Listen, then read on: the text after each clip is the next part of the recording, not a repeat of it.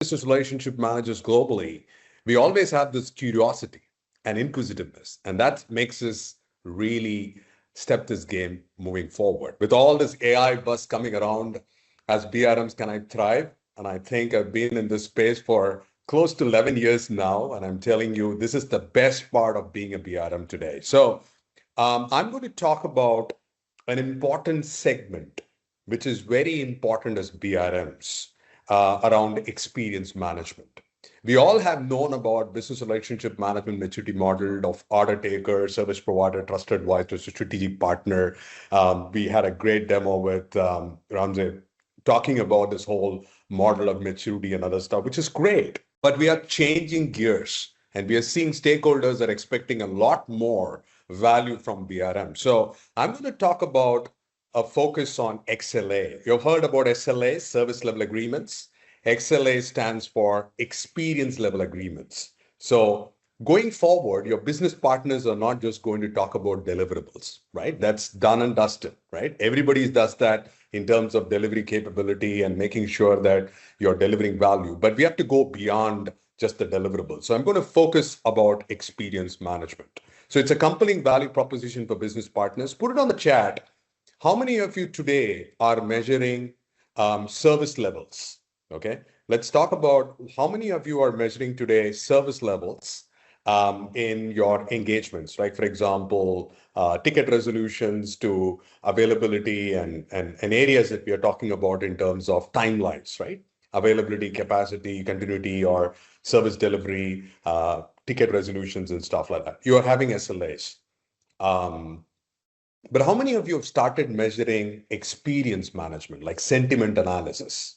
Is anybody kind of measuring that element of sentiment analysis? I'd be quite keen to look at aspect of doing it. Thanks, Don. You're talking about annual survey, which is more like CSAT. We get some feedback towards being done. But we have to go beyond and then start thinking about this whole experience management. So we're going to talk about how relationship ideation and experience can make it much more engaging, right? So quickly, what we're going to cover in 60 minutes, and this is the format that we wanted to go with, to give a context of why you need to do XLA. What is the problem and the value that we need to address? The gaps the BRMs are facing today as you go into your journey of evolving to be your trusted advisor and strategic partners. Why is it urgent now? And who it hits the hardest, right? And then we'll talk about some realistic scenarios of how we have helped organizations move into the experience management journey from the BRM capability, use cases, results. But I'm also going to give you an actual exercise that you can get started off. So get your notebook and pen handy. I'm still the old school guy who'd like to want to go there, pick up a notebook and start writing, because I want to leave you with a foot of thought of how you can start thinking about experience management, but also welcome you in BRM Connect, where I'm going to do a 90-minute session about experience management, where you can get some hands-on toolkit that you can take as part of your ammunition, right? So we'll have some time for audience Q&A. I'll also periodically check as the questions come in, and it's important that you don't hold your questions, just put that on, and we will take it up as and when it comes, and then we do close. So that's what we will do. Hopefully that gives you an idea about what we're going to cover. A quick background, I've been a regional ambassador, like what Amy said, for the Asia Pacific region since 2015, now a leader of Asia Pacific Community of Practice.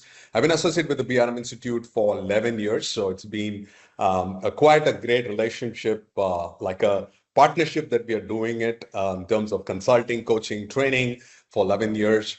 Taub Solutions stands for Taking You Beyond. I'm the managing director, and we are spread in US, Singapore, India, and Australia. And we've been serving the single global BRM community globally across about 18 countries now. And we have done BRM engagements across 10 countries. So I'm based in Melbourne, in Australia. Some of our accomplishments include being a tier one knowledge provider of the BRM Institute, Master BRM. I was awarded the top 2021 BRM status, 4 excellence awards at the BRM Connect in Washington, D.C., and so on and so forth. So, but what is so valuable for me is to give back to the community as a global community impact award, but also as a leadership to profess and evangelize the BRM. And I've seen that since 2015, I've seen a huge change in the way BRM is moving from just a role discipline, but a capability overall. So that's about it. We do certification, coaching, but it's also about value measurement. So let's talk about the problem and the value that we are trying to address today. So the business relationship management, as you're all aware, is maturing so much fast, right? And people today are expecting a lot more beyond just relationship. Relationship is great, right? We are doing something about being the connector, navigator, orchestrator. We're doing a lot of those great job, but I think we have to go beyond. So the center of gravity is moving from keeping the lights on, typically about operational, towards creating massive business impact. So in the evolution phase, you started off with transactions, right? So it's basically IT business engagement, being order taker, ticket resolutions, keeping the lights on. I always tell these people, it's very difficult to think strategic when your pans are on fire, right? Escalations, dousing fire. You're also doing a lot of these things, and it's actually not helping you to move faster.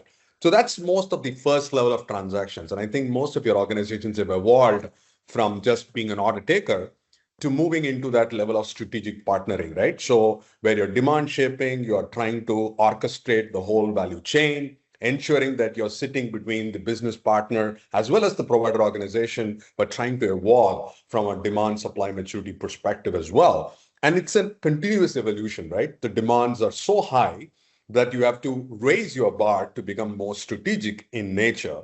But also the the needle has to move, right?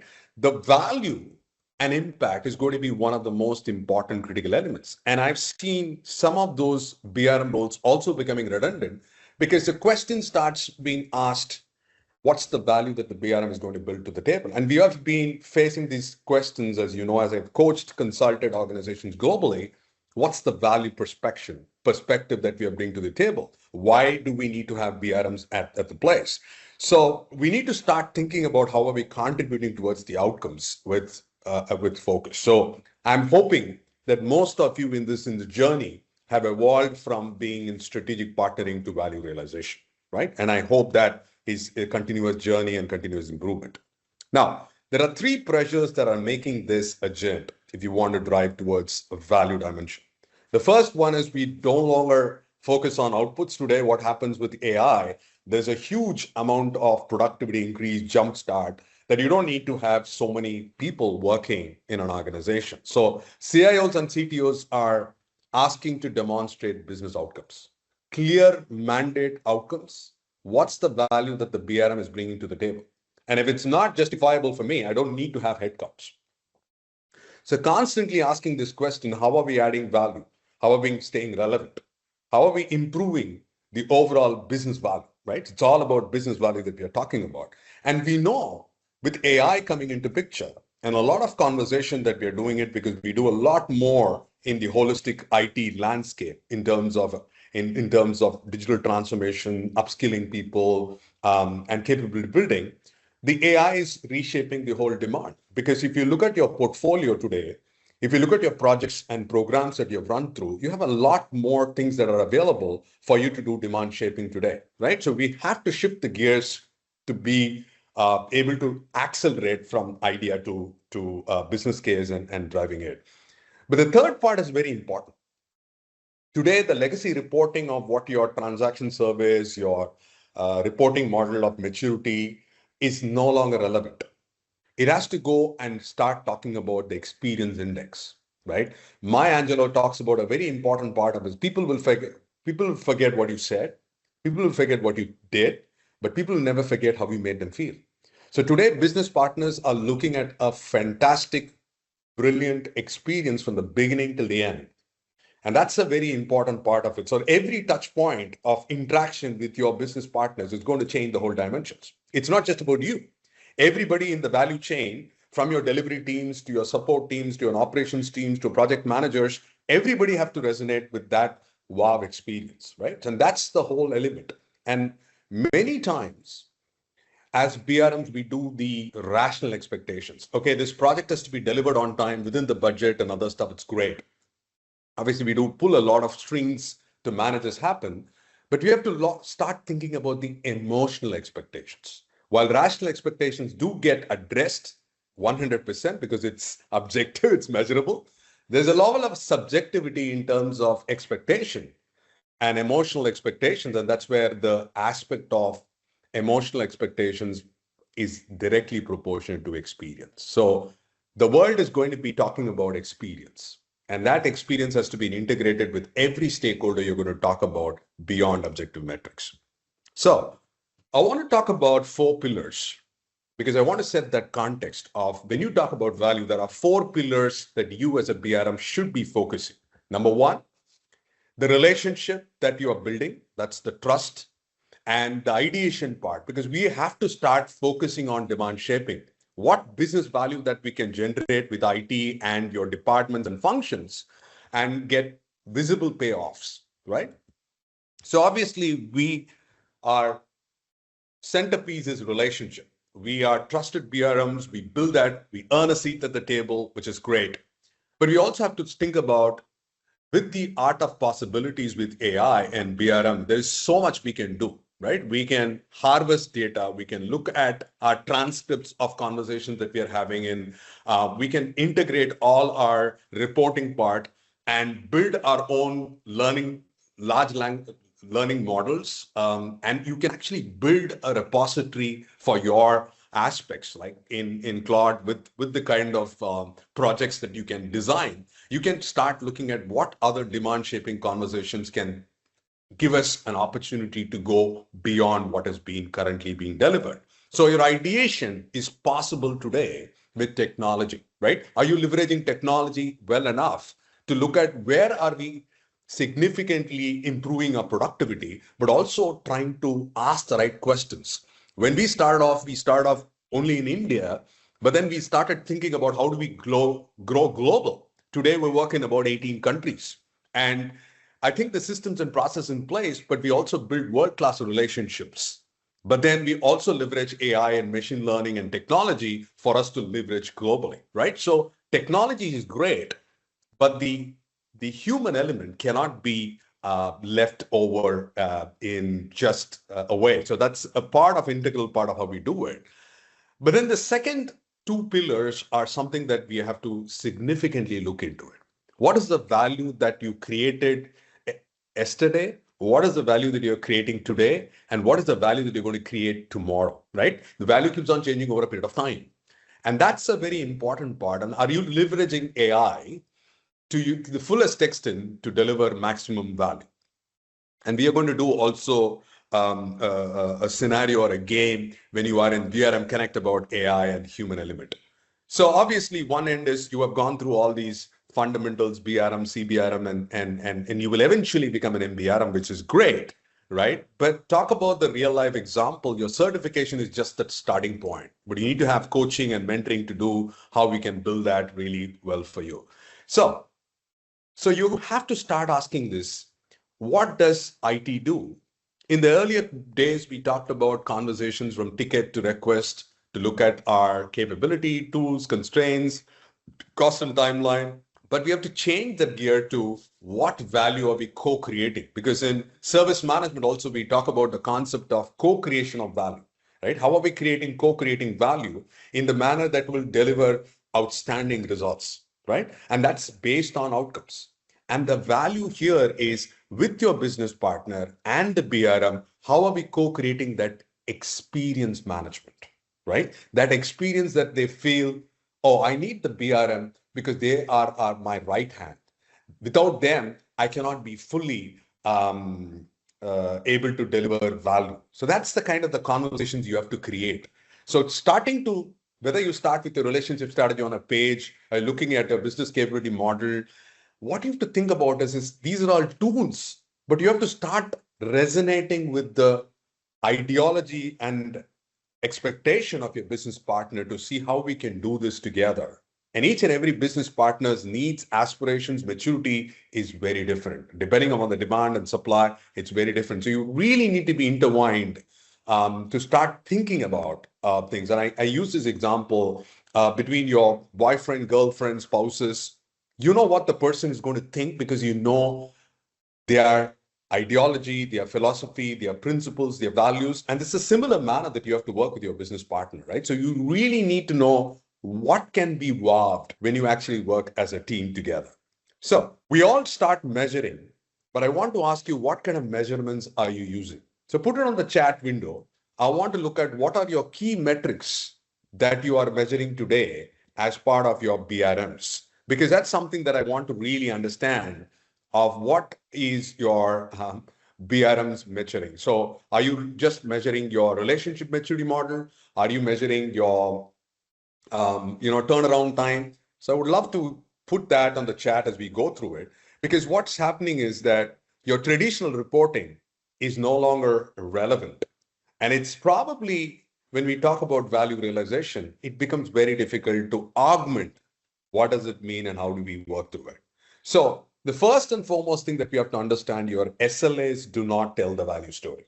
Whether your tickets, uptime, it's just like a compliance. Okay. I had these targets to fill in and I did it. Okay. It's like a scorecard, right? It is very backward looking because you're trying to look at reports. I call this as watermelon syndrome. Do you know what is a watermelon syndrome? The watermelon looks green outside, right? The SLAs all look green on the dashboard.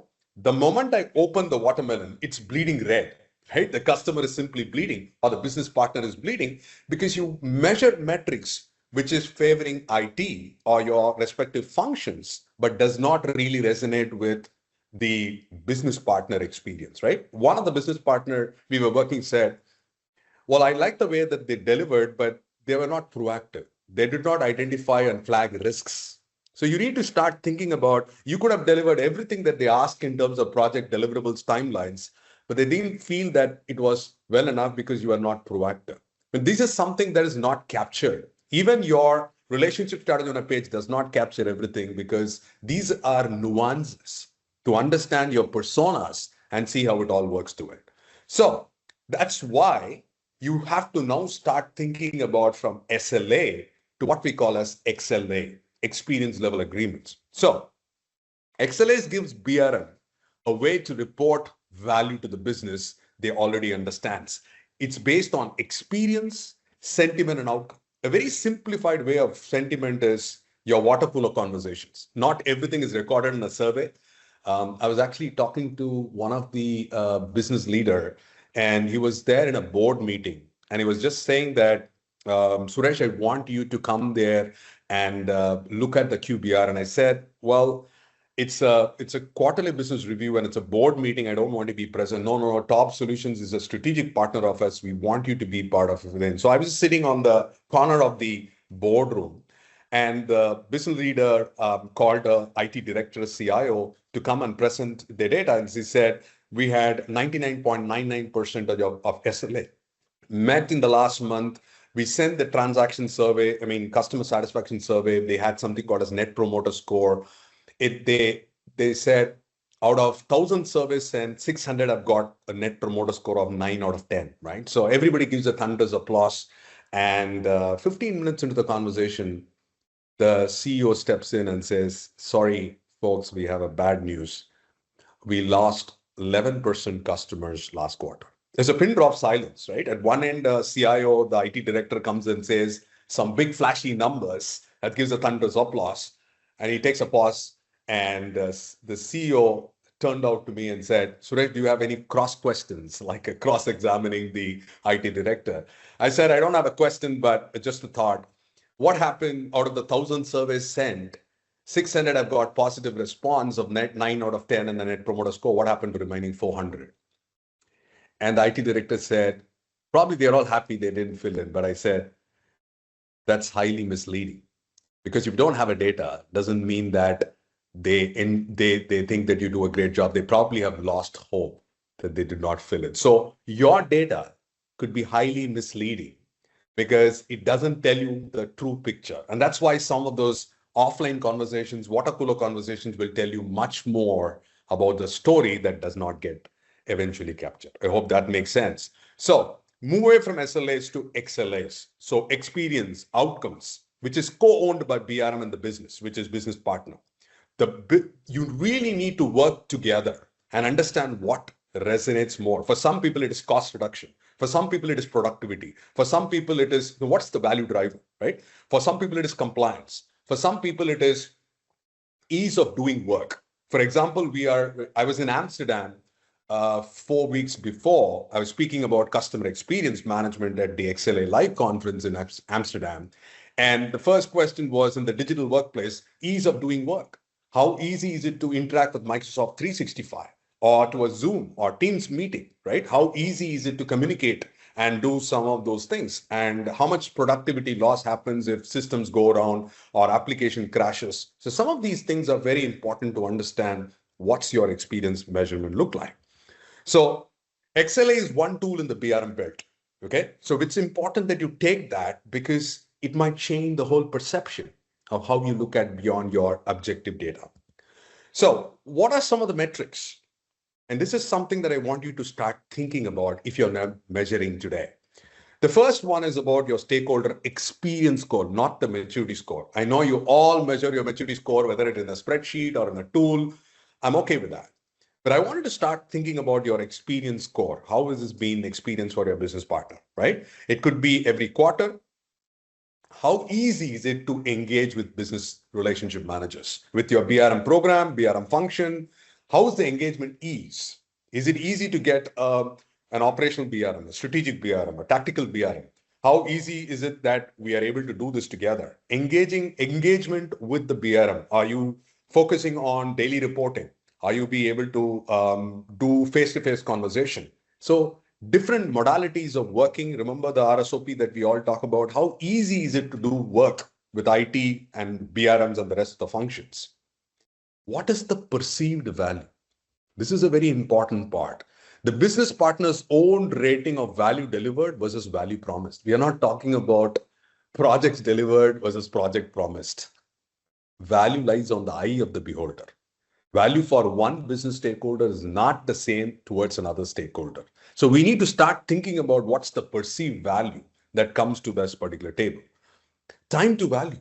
From the time you thought about a new idea, remember we talked about demand shaping? From the time you thought about a new idea that will be breakthrough to the time it just got into action, how much time did it get? So gone are the days that we talked about time to market. The whole world is moving towards time to creating value. How many of you still remember there was Google Orkut that existed before Facebook?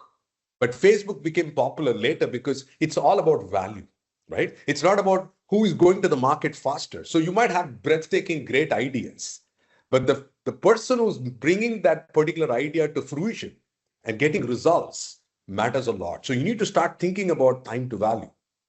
What is the advocacy? Is your BRM business partner going to recommend working with the BRM team again? That's $1 million question. Will I do it by my own? Or do I see a substantial value of having a BRM supporting me? That's the make or break question. Okay. If the business partner does not see that they recommend you, you're done, right? So you really need to be understands about the advocacy. How likely are they to recommend the BRM for other business partners? And that's a trust metric, right? It doesn't get measured by just your relationship maturity model. I hope that gives you a sense of some of those metrics that needs to be built on experience management, because these business partners have a reason to trust the number that is more important. So any thoughts, questions on this section about metrics, on how many of these metrics are you measuring today that could give you a lot more value towards how we make that really part of it? So Kemali says, I'm assessing the overall customer experience, taking into account all parties involved with the process. Brilliant, Kemali. The question is, how do you report? How do you measure? Because some of the sentiments are not captured by a tool. It's not captured by a survey. It is captured by multiple touch points, right? It could be through emails. It could be through face-to-face conversation. It could be through user group meetings. It could be through chats. So you really need to get the collective wisdom and understand the whole experience. And it all differs from different people. Some people would want to do it phone, someone to do face-to-face, someone would have chat, someone would want text messages. So it's different for different people. So you need to have different modalities of an omni-channel experience to collect this data, you really need to get to something useful, right? So you then start reporting as a scorecard, right? How did I fare in terms of stakeholder experience versus quarter one? So you can actually look at the engagement ease index, perceived value, time to value. So quarter over quarter, what have we done? At least these 5 indices that we need to measure on a regular basis to say, okay, this is what is my score today, and this is what I need to change, and then see how we can make that to do that. So I've given that illustrative sample data because there's some of the data is your data. You need to kind of bring in and say how much time did it take from moving from one level to another level, right? So there is a philosophy like what Peter Drucker says that whatever you cannot measure, you cannot improve. So the question is to identify what really measures experience management for your respective business partners, for your respective personas who are working in, and then taking that steps, baby steps to say, okay, this is what I need to shift the gears to move in that particular quadrant, right? So stakeholder experience, ease of engagement index, perceived value, time to value, and advocacy. It's a very important part of advocacy because perception is the reality. If I'm perceived saying that, oh, I think they are just still order takers, I don't think they're getting it, they are not sensitive, they are not showing a sense of urgency, you're dropping the ball. So it's so important and cumulative to see if you are having a program or a BRM, different levels of program. I mean, within your program, you have different BRMs at different levels of maturity. And the business partner, whether is if they're going to recommend you or not, will depend on the collective group performance, right? Some people would have done a great job. Some people did an okay job. So how is that perception going to change the overall brand perception of the BRM team itself? That's important.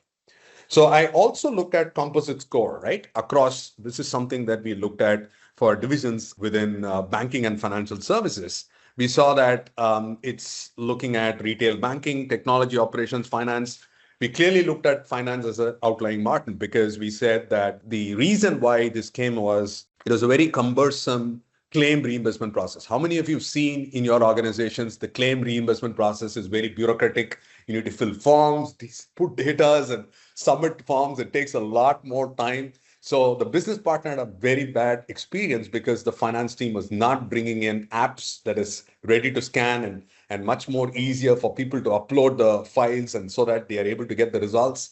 So it's important for us to start getting into the specifics of what is creating this bad experience and what does it need to improve it, right? Because I think we do all a great job towards deliverables, but I think we have to go beyond the rational expectations to emotional expectations and take some actions, right? And you can start at a quarter level, focus on 2 or 3 key KPIs or key performance indicators and say what we need to do it. So it's the same dashboard, but look at the trajectory. You know, how is it moving? Is it moving the needle from where we are today to where we need to go? And then make that really a problem, right? So you see this one, the finance part of it is flag for relationship check and not a delivery problem. Delivery is okay. As I said, SLA does not tell you the true picture. That's why you have to shift gears beyond the SLAs to look at what else is important to achieve in terms of overall value. Right. So if I ask you, if I put this XLA spin, not just looking at your business partner, but I also want to eat my own dog food. Okay. So I want to look at how do I apply or set up my XLA within my own BRM group. So within your own BRM function, who you are as a BRM, how do we apply that, right? So it's a 4-phased program that we make experience management to the BRM team. As we trying to train and coach, we build this one, is we find, define, and create baselines, right? So whatever is your current metrics that we are measuring, we want to work with you and start looking at what are 3 to 5 experience metrics that matter to your business partner. And this is through conversational, bi-directional flow, getting inputs from different stakeholders, looking at your reports, and start putting a baseline, right? And it could be at a quarter level, right? Now, in many of the conversations, I believe that you have a lot of data that you have collected over the years. That's a good starting point, but validate and ratify whether it is still relevant, right? Because you might have started, and I've seen this in consulting, coaching, and training, BRM across world, that their expectations have changed, their maturities have changed, the community of practices have evolved. So what was good yesterday is no longer good tomorrow. So you have to continuously evaluate. To start with three, I would say three is a good starting point.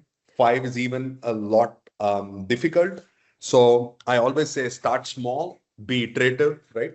Take baby steps to start building that, and then start focusing on one or two key relationship. It could be for finance, it could be for procurement, it could be for human resource. So depending on which business partner are willing to experiment, right? You refine the questions and cadence before you touch, because you obviously need blessing from the business partners to take some leap on a leap of faith in doing these parts, because many times when you do some of these new initiatives, right, it starts to take part as a pilot, as a guinea pig exercise. And so starting to build that with one or two key relationship of your business partner, then you start embedding BRMs in cadence, right? So look at your results that you deliver in terms of what you are owning as an action owner, um, and then start looking at an integral part of it, right? Because we are not doing anything outside the purview of our deliverables. We are integrating as part of new ways of working, put it that way. We are integrating emotional expectations with rational expectations. And finally, what we have to look at is how do we govern. So I would strongly recommend, if you don't have a community of practice, which I strongly recommend, because every matured BRM organization has a community of practice. A community of practice does not just confined to just the BRMs that you have. It could be anybody in the organization, as a project manager, as a service delivery manager, or an architect. They can still come back and share BRM best practices as a capability.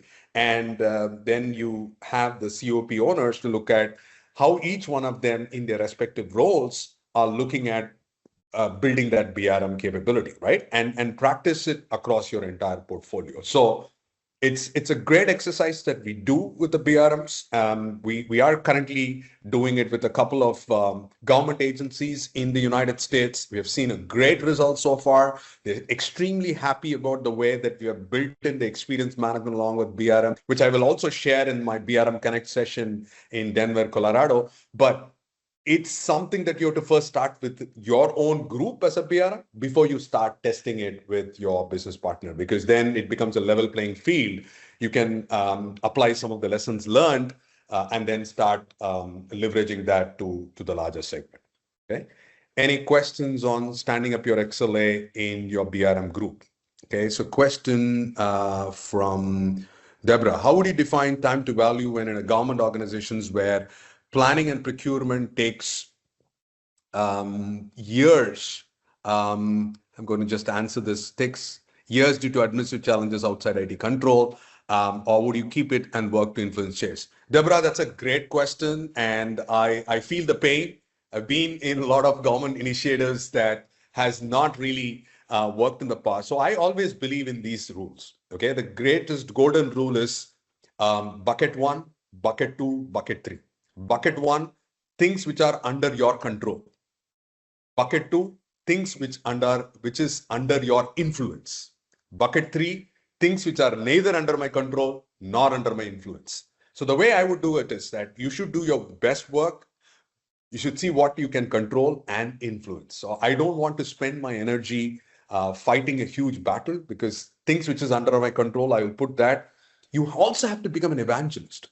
Deborah, a lot of times, even government agencies will start understanding when you're passionate about it, when you're going that extra mile, becoming an action owner and being an evangelist. And I always said that when you are having your passion, your energy, and you're putting all your efforts and working as a team, you will start radiating the brilliance, and people will start seeing and noticing your efforts, and things will change. So it's a difficult proposition, but start with being evangelizing, being passionate, and do this control. That will probably become improvement towards how we make that work, right? Next one, can you find a balance between productivity and key performance indicators for employee experience? So Diane, a couple of things that I would say. productivity of an employee, and we have done this one because we are also measuring employee experience. Productivity is one part, but ease of doing is another part. For example, I'll just give you an example of a very important part. Today, we are looking at Teams meeting to solve issues. But you know what is my productivity loss? My biggest productivity loss is having meetings after meetings. I have a meeting for a meeting. That actually impacts my employee experience. I would rather look at, if possible, again, once in a day, have everybody do the huddle.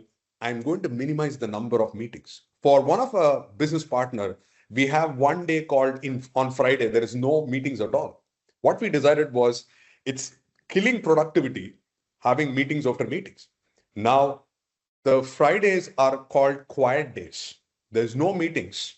And that has given a great time, reflection, and planning for BRM. So again, you need to be very, very sensitive about what is important. The other aspect you have talked about, ease of use to user interface and in ease of using devices, apps, and other stuff to do it. So there's a lot that you can do when you start understanding what matters the most for employee.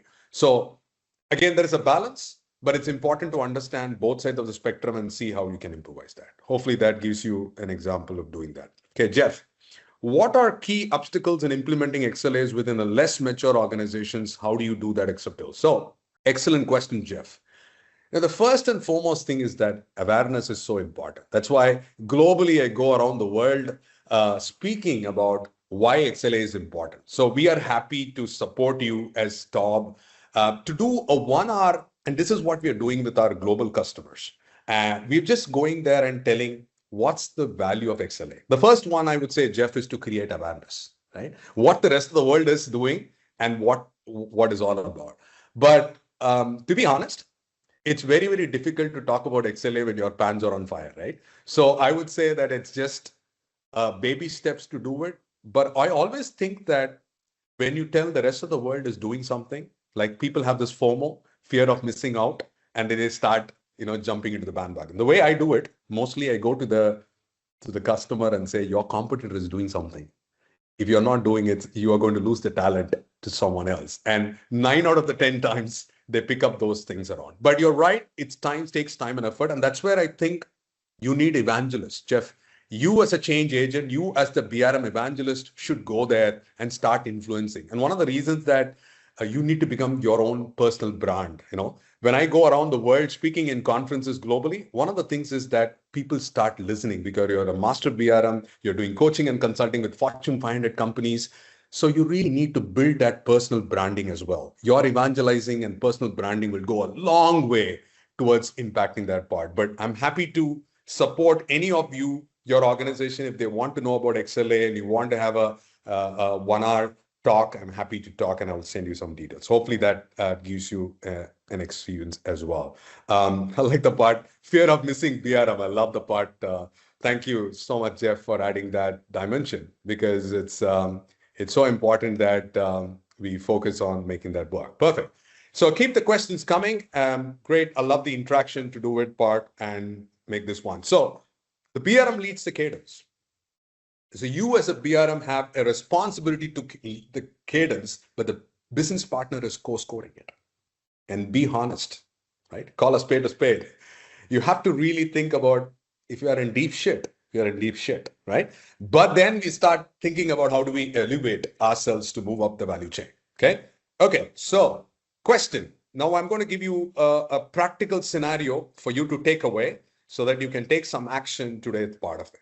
Okay, so a global, and I'll give you a scenario and then I'll give you an exercise. So this happened, a global manufacturer's IT function was seen as a cost center. You know how many times you've seen IT as a cost center?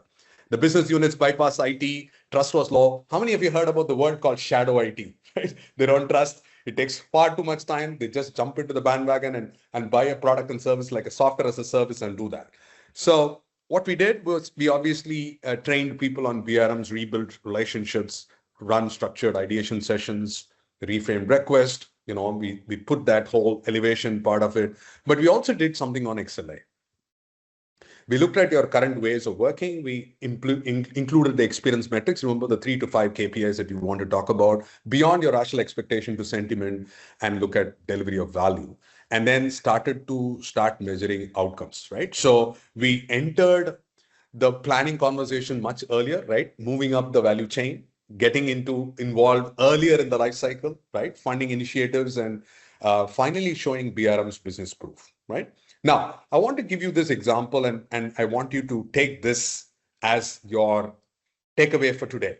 Okay. The first one is I want to give you, you're not able to do this part of it, but just pair up with someone or just ask within your team. The first question, okay? Write this question. Which business unit sees IT or you as a cost center and a part and not a partner? So write it down. Which business unit that you work in your organization, you could be from HR, from IT, from procurement, I don't know where you come from, right? Are you being perceived like a cost center? Are you being perceived like an order taker and not a partner? And if that is so true today, what's the trust gap that is costing you today? What's the price that you're paying that costing you the trust gap? So this is for you to reflect of where you see today and how we need to do that. So be candid, because this is exercise that you're doing it for yourself. Okay. Can we move on to the next one? So once you do the situation and awareness, we want to look at what request could you reframe as a business case this quarter. Okay. You know that you're being perceived like an order taker. You've been perceived like demand fulfillment. In most of the cases, these functions are looking like demand fulfillment. They're not looking at like demand shaping, right? So who's the one relationship worth rebuilding first, right? We have so much stakeholders that you want to look at. Who would you actually focus on that you want to improvise your experience management, right? Don't try to boil the ocean. You might have multiple stakeholders at various levels. It probably is not the good way to do it. Start thinking and asking this question. Who's one relationship worth rebuilding first? Are we good? Third one, we start looking at what kind of experience or sentiment could you start tracking? Which area that we need to focus on? And can we co-own this metric with the business partner, right? So first, you identify the situation of which business unit is seeing you as a cost center or not a partner. What is it costing you today? Because you need to understand the impact of that relationship that you have with the business partner. Then how do you reframe this as a business case for the quarter? What are you going to improve, right? We need to improve from where we are and start improving and moving up the value chain. So which relationship are you going to focus? And then which means what experience sentiment are you looking at? Proactiveness? Are you looking at risk mitigation? Are you looking at assertiveness? Are you looking at faster delivery? Are we looking at convincing the value proposition? It could be very many things, but you start thinking about what is so obsessive for your business partner, right? And how can you co-own that? Because we always talk about ownership, shared ownership. So we need to have a skin in the game with people and then start building that. And finally, start looking at what will be the proof of value look like, right? When I start to address the situation with the approach and XLA metric, what's the proof of value? That the business partner will change their perception, because all we are trying to talk about is changing the perception of being that order taker, service provider through trust advisor. It takes time and effort, because small little things can pull their experience down. So what changes if you can show it in 6 months, right? What's the time frame it will take? Because Rome is never built in a day. It takes time and effort to build that, convince, and then start doing this. So that's a very, very practical way that you can start doing this as an exercise. And it's just about reflecting on what matters the most for you as an organization and then driving this whole part. Okay. So situation, the BRM approach, XLA metric and outcome. Please take a screenshot if you need. I'll see if I can share that and part of it. I'll put that and share it with the team so they can share that. But use this as an example to start building that and mapping it that is important. Yeah. So what we have done, we have actually used these one across multiple engagements. We have improved the maturity scores. We have improved stakeholder trust. We have improved the faster idea to business case. The BRM journey was the headline in every story we taught, but then we moved beyond that and built conversations, elevated, and relationship deepened because of our global experience and cultural nuances. So how we have helped them being in the trenches, doing the work together, co-creating value, and making it impactful is something that we have. When you start asking the right questions, the denominator changes the whole part of it. Okay. How can we help you? We have different programs that we do. We have an XLA Foundation program. Chris Aarons from City of Austin attended our workshop. He was so happy that he told us that the BRM and the XLA is a great combination. I would definitely ask him how was his experience. So we're doing an XLA Foundation course where we explain you how BRM and XLA works together. We do an XLA practitioner. We do consulting coaching on this space to help BRMs move into that XLA space because experience management is important. Whether it's employee experience, whether it's business partner experience, which is a BRM experience, you need to have someone who has done that practically helping them in the context of a government agency, of a retail sector, or manufacturing, IT, or whatever it is, right? So ask this question, isn't this just SLA reporting to an e-name? No. XLA measures experience and outcomes co-owned with the business, not just uptime, okay? We already have a training budget elsewhere. This is not a classroom training. We do a lot more than just classroom training or thing to coaching and mentoring towards building that real life exercise, experience indicators, and experience management office to do that, right? How fast can we see the proof is working? Most engagements that we have done shows a measurable things within 1 to 2 quarters, right? It takes about 2 quarters to see the results. It doesn't come instantly because a lot of things have to do with perception change, but we'll show you the pattern. We'll show you that you don't need to reinvent the whole wheel because we've done it in multiple engagements. We understand the whole dynamics. We understand the whole sentiment, approach, and the appetite in which we work through it, right? So before you go, just understand that you understand now a difference between a transactional BRM and a strategic one.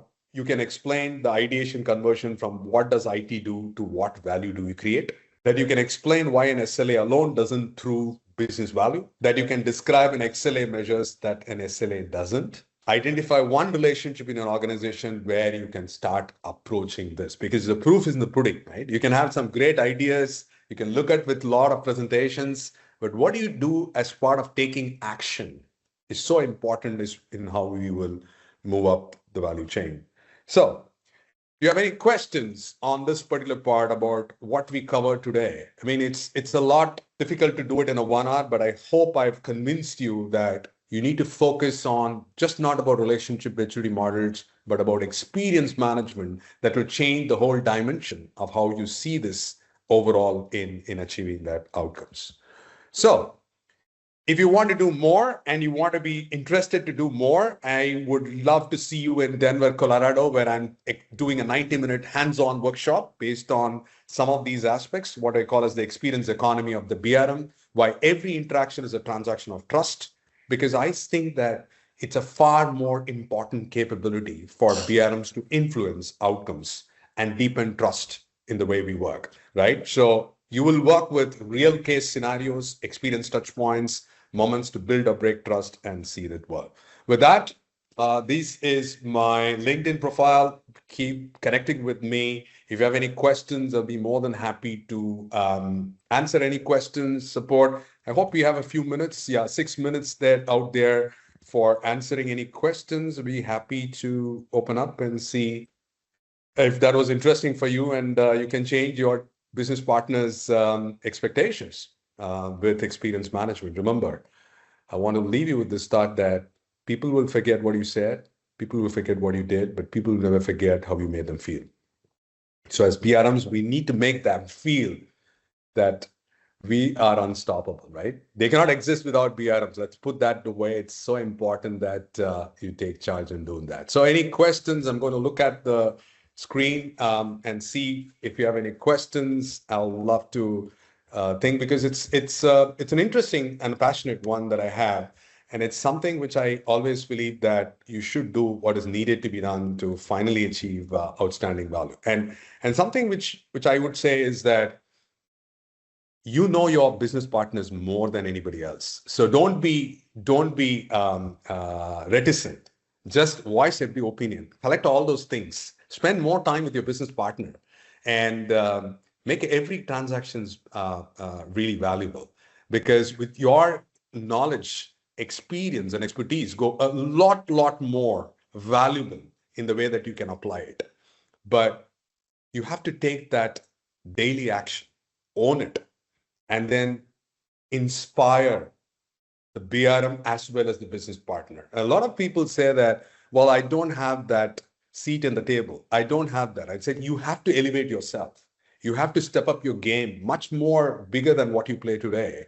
Because as BRMs, you need to have that superpower. The superpower is the belief in yourself that we are destined for greatness, right? Not being ordinary, doing extraordinary things. For that, you really need to start thinking about, am I playing that infinite game, right? I love what BRM Institute talks about, the infinite game, right? I'm a big believer of doing things much more than what you can do today, because that's the only way that we'll get remembered. I'm looking forward to connecting with each one of you if you have further questions, but also I'm looking forward to signing you up all for the BRM Institute's BRM Connect. If you have not done that, we will have a booth there. We are sponsoring there. We are doing it third in a row with BRM Institute. We'll be speaking. We'll have some games.